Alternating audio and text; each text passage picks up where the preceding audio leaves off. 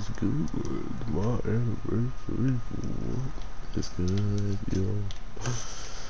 Guys, I chose the most monstrous looking people and the most human looking people, or, people that actually seem like humans in this anime universe. But overall, I just wanted to not have to switch games and wait for them to load and blah blah blah blah.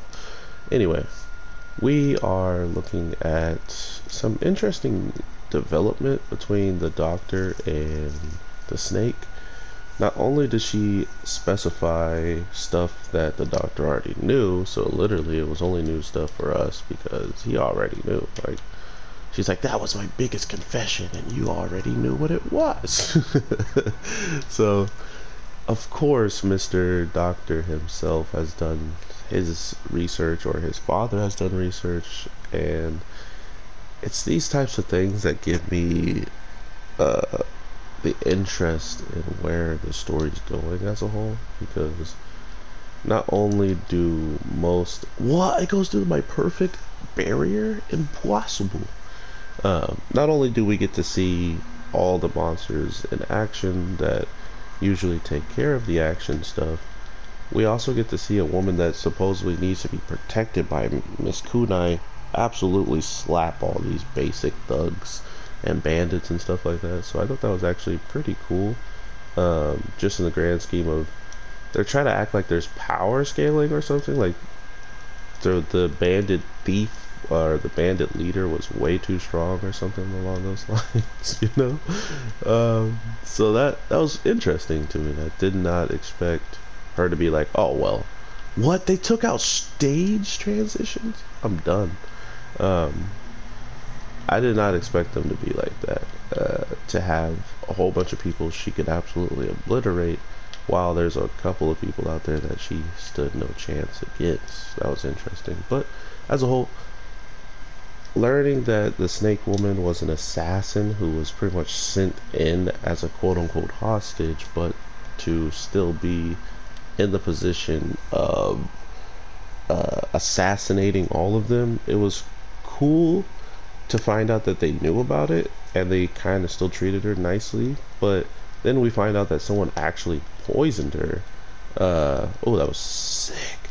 And to find out that she was poisoned kind of showcased how deadly, if humans have the information, they're not afraid to do anything underhanded. She was a young snake then, and to think that they would go that length, and the only reason why uh, she got better, or she easily came out of this, was because of our main character actually caring and wanting to help as much as possible. So these are the cool things that kind of pop off in the background while all of this ridiculous stuff is going off, and we're continuously just learning how much difference the humans are when it comes down to not caring about these people that they're ending up, or these monsters that they're ending up using for their own good. And the mercenaries try to make it seem like it's okay because they're out of war, right? They're like, well, we're out of war and there's no real work for us now, so this is work for us now. We've made a living off of just doing the worst of the worst, so either you accept it or you don't. Wow, to do a uh, area change like this, you have to be in ultimate rage. That's pretty crazy. But yeah, I really do enjoy this show from what I've been seeing for quite some time, and now that we're getting this much closer to seeing more different approaches to these characters. For instance, her being pretty forward was funny, but at the same time it was foreseeable, right? Like, I kind of saw her doing this sooner or later, especially with her drinking and stuff like that. I just can't dodge ultimates. But I liked it. I liked what we're getting.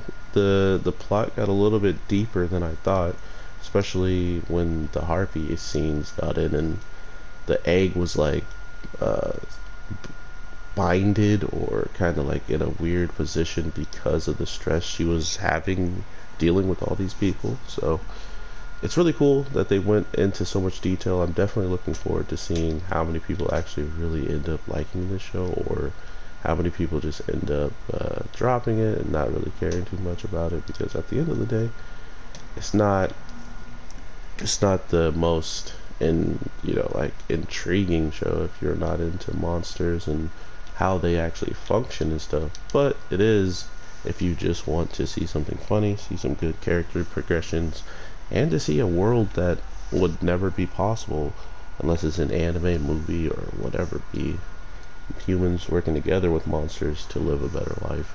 With that being said, I'll talk to y'all in the next one, and I hope you have a good day, night, evening, whatever the case may be. Because as of right now, I can't think of anything else really besides, she wasn't pregnant, it was a harpy egg. Uh, the mermaid girl was helping us with the investigation, and above all else, the lady who needed Miss Kunai with her didn't even need her throughout the rest of the episode, slapping everybody with her golden tail.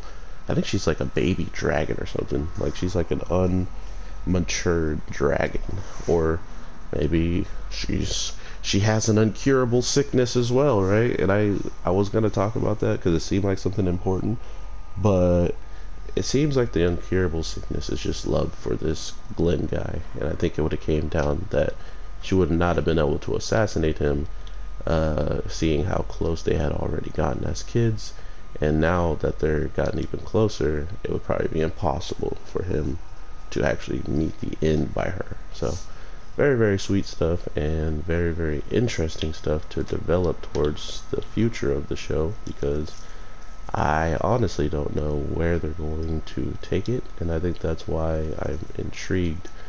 Not knowing where things are going and still having fun on the way there is all I ask for, or at least if it's not fun, give me something intense, give me something exciting, give me something that I can't predict the future of. I'm good. For everybody else, I don't know what else you want, but for me, I am pretty happy. So take care and peace.